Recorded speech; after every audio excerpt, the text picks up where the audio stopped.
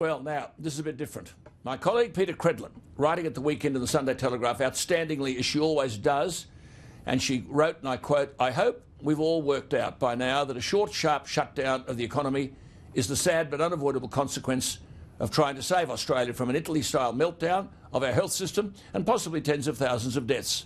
She said, but the government can't protect us from a health catastrophe without also protecting us from the economic catastrophe brought on by these health measures.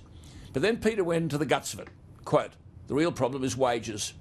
This is where Peta Credlin, with her vast experience in government in recent times, is a mile ahead of the pace. She wrote, "When government policy is to close businesses down, government policy must also be to support them to keep their workers on. It's not good enough to send them off to Centrelink." Now, I've made the point many times, if you're going to put the economy into a coma, you're going to have to pay for the life support. Peta Credlin wrote last Sunday, "Countries that rebound best out of this crisis will be those that haven't junked their economy on the way through." Well, a wage package was announced yesterday, the JobKeeper package. People are very interested in Peta Credlin's views. I don't care at this point if I embarrass her, but people see this woman from her knowledge of government and her ability to articulate policy. People see in her a future Liberal female Prime Minister. So I thought tonight I'd ask the questions and she'd provide the answers. Peta is with us, of course, in the Melbourne studio. Peta, now I know you're with us and we've welcomed you, but you argued last week the engine room of the economy, mum and dad average, our people, and I've told told my listeners you don't swear, but this is what Peta said to me last week. Mum and dad average, our people, get the bullshit of a tarted up dole payment and go under. They lose their small businesses, their homes, their hope. This is what she wrote, and as I really fear for some of their lives. Peta, just forget the package for a moment. Amplify your point. Well, that was a text exchange between you and I, and that and the word bloody, and bugger too, were the three words my dad used to use, so I think they're sort of allowed. They're familial names. Look, the point I was trying to make was, in all of this, the public servants, and a vast number of them, Alan, as you know, are on $200,000, $300,000, $400,000. The senior public servants in Canberra running departments are on $900,000. They'll all survive. None of them are even going to take a 50% wage cut out of this, and their jobs are secure.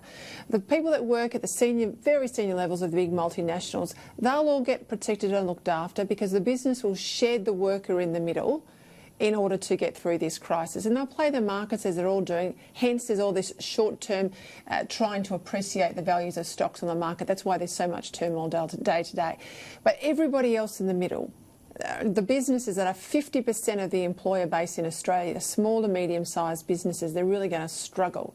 And I can't for the life of me understand why a Liberal government is not paying people based on what they actually earn. And I say that, the reason why I say that's important is because Liberals are supposed to believe in aspiration, that if you put in, you pay taxes, you work hard, that will be recognised and rewarded. Now, you and I know superannuants who are paying their own way, self-funded retirees have already taken a hit on the share market. They've already taken a hit with any money they might have in a bank. They're not really getting helped out of any of this. And now they're told if they've got an investment property, give your tenant 6 months free rent.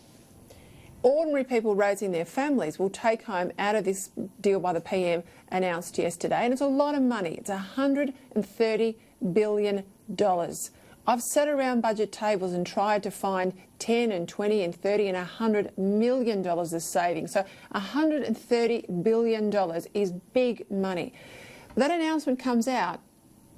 A dad and a mum, and dad works, mum's home with 4 kids, or the other way around.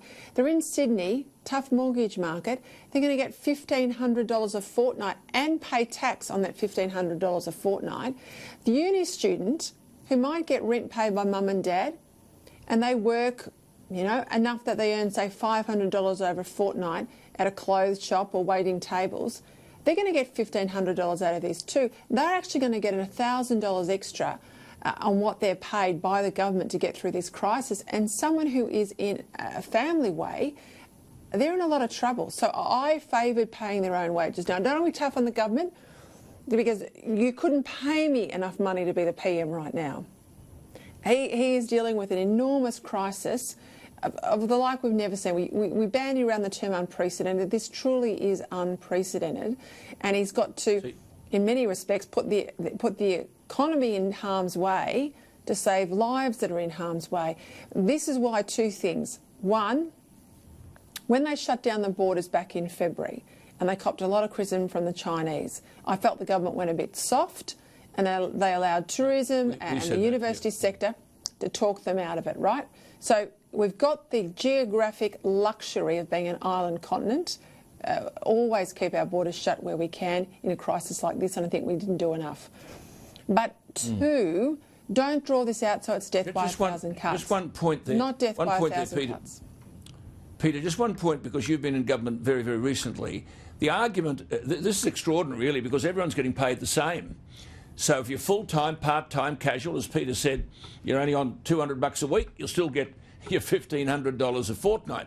The argument being the system, that is the technology, doesn't allow the government to separate the full-time worker who was on $1,800 a week from the casual worker who was on $200 a week. So the system, technology, is imperfect to differentiate between all of these various categories of workers, so they're all getting the same.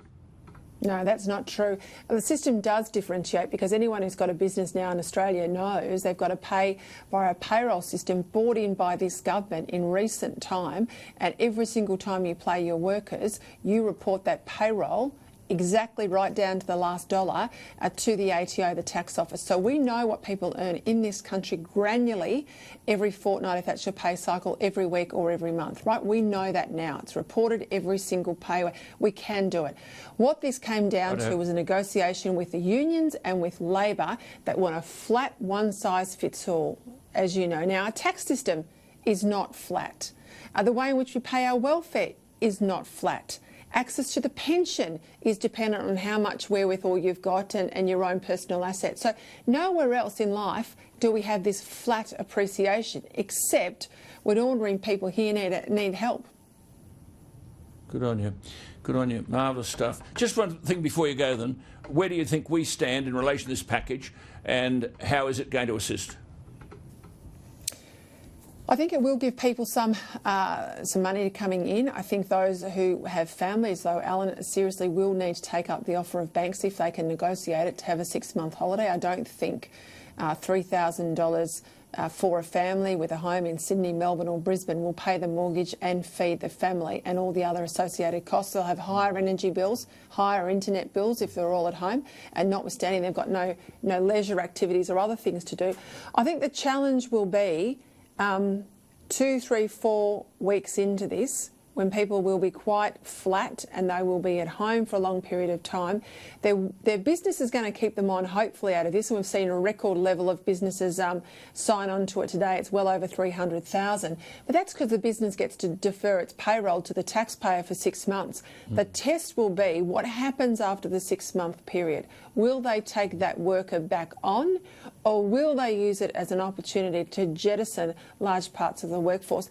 That will be the test for the government. And the question, and I'll finish here, that question will be, the longer we stay in this artificial frozen economy, it's not really an operating economy, I think the harder it will be on the other side. So this again is why I've always favoured short, sharp, immediate shock. Deal with the viral contagion, protect your older Australians, stop the transmission, shut your borders, and then hopefully you come out of it in better shape. But, as I said, we can't criticise the government. I think they are all working enormously hard and doing their best. Yeah, absolutely. Well, Peter just made the point about 300,000 small businesses. There are about 2.2 million in the country, so there's a long way to go through all of this. But at the end of the day, as Peter said, it's a very difficult job for the Prime Minister, and I think in difficult circumstances they've done quite well.